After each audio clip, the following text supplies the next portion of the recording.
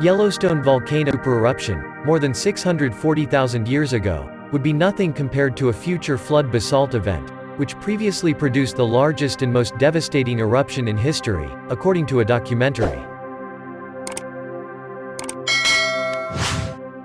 The supervolcano gets its nickname due to its ability to inflict global devastation during a supereruption, something that has happened 3 times in the past: 2.1 million years ago, 1.3 million years ago and 640,000 years ago.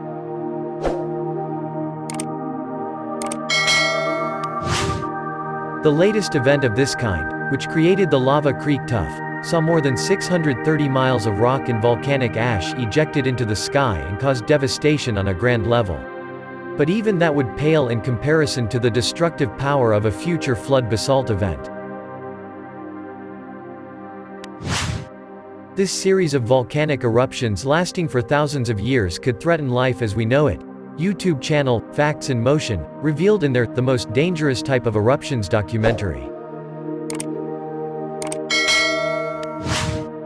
The narrator said, "What was the most devastating volcanic eruption in history? Maybe volcanoes like Mount St. Helens, Krakatoa, or Mount Vesuvius come to mind. After all, there is a reason these names are remembered till today, decades, centuries and even millennia after their most famous eruptions. The eruption of Mount St. Helens killed over 50 people and caused over $1 billion £710 million in damages.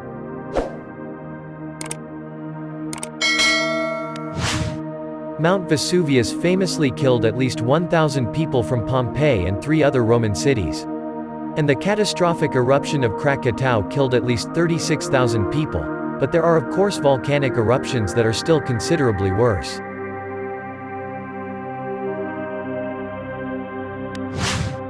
But the series went on to reveal why flood basalt eruptions pose more of a threat. It added, supervolcanoes like the one beneath Yellowstone National Park for instance, which last erupted 630,000 years ago. This eruption was in terms of material ejected around 50 times larger than Krakatoa.